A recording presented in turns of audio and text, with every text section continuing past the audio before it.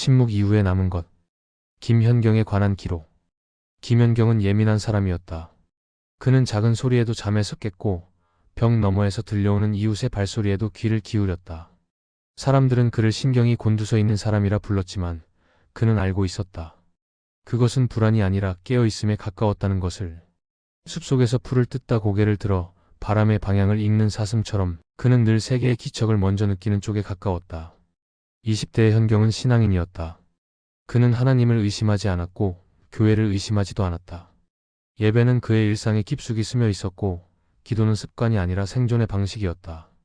11조는 의무가 아니라 감사의 언어였고 그는 기꺼이 그 언어를 반복했다. 하나님은 정의롭다고 그는 믿었다. 세상이 불공평해 보일수록 하나님은 그 너머에서 모든 것을 바로잡고 계실 것이라 확신했다. 정의는 늦어질 수 있지만 결코 실패하지 않는다고 그는 믿었다. 그러나 믿음은 언제나 거대한 사건이 아니라 아주 구체적인 장면에서 흔들린다. 어느 날 우연히 교회의 재정 보고서를 들여다본 순간 그는 숫자들 사이에서 설명되지 않는 침묵을 발견했다. 가난한 이웃을 돕기 위해 책정된 예산은 늘 계획에만 머물렀고 실제 집행은 계속 미뤄졌다. 반면 교회 내부를 위한 비용은 정확했고 신속했으며 정당화되어 있었다. 그는 분노하기보다 혼란스러웠다. 사랑을 말하는 언어와 사랑을 사용하는 방식 사이의 괴리가 그를 오래 붙잡았다. 그날 이후 그의 질문은 교회 안에 머물지 않았다. 그는 역사로 향했다. 밤마다 그는 전쟁과 학살의 기록을 읽었다. 특히 히틀러와 홀로코스트에 관한 기록은 그의 세계를 뒤흔들었다. 수백만의 유대인이 체계적으로 학살당하던 시간 동안 하늘은 침묵했다. 아이들이 가스실로 끌려가던 순간에도 하나님은 개입하지 않았다. 그는 책을 덮고 오랫동안 생각했다. 그 침묵 속에서도 하나님은 정의로운가? 이 질문은 단순한 신학적 의문이 아니었다. 그것은 그가 기대어 살아온 세계의 기둥을 흔드는 질문이었다.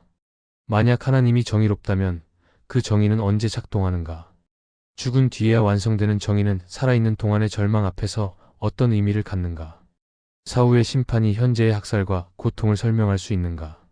그는 점점 하나님은 정의로운가라는 질문에서 정의란 무엇인가라는 질문으로 이동했다. 교회에서 그의 질문은 환영받지 못했다. 질문은 곧 불신으로 오해되었고 의문은 신앙의 연약함으로 해석되었다. 그는 점점 불편한 사람이 되어갔다. 그 무렵 그는 깨닫게 되었다. 자신이 신앙을 잃어가는 것이 아니라 종교화된 신앙을 버리고 있다는 사실을.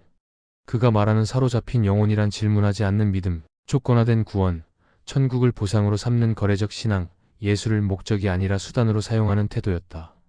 그는 그런 신앙에 더 이상 머물 수 없었다. 교회를 떠나며 그는 이렇게 선언했다. 나는 예수의 사랑만 취하겠다. 천국이라는 보상은 원하지 않겠다. 그 말은 불신앙의 선언이 아니었다. 오히려 극단적으로 급진적인 신앙 고백이었다.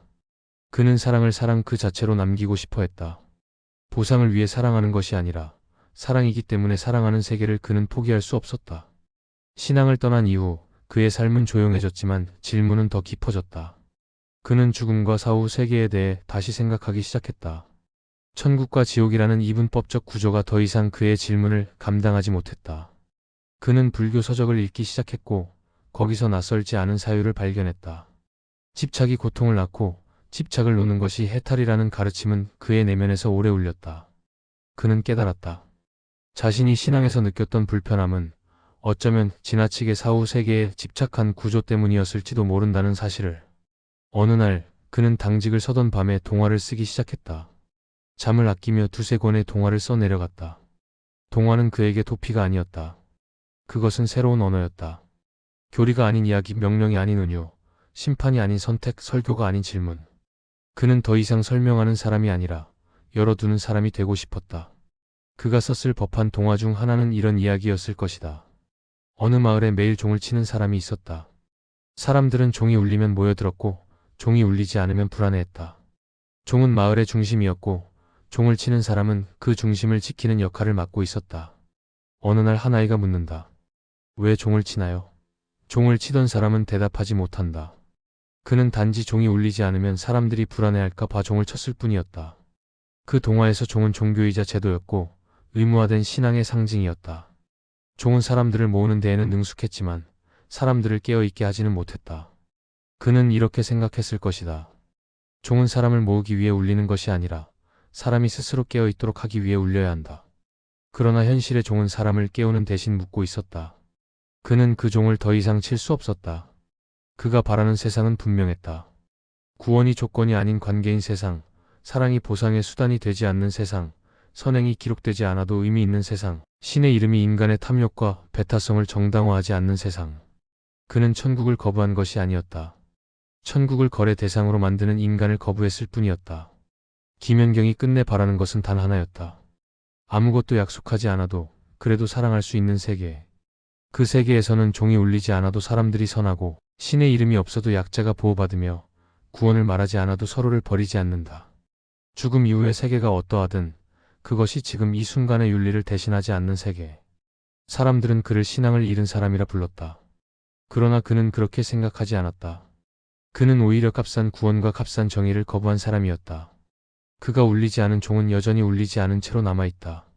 그러나 그 침묵 속에서 더 많은 질문이 태어나고 있다. 그리고 그 질문은 여전히 현재 진행형이다.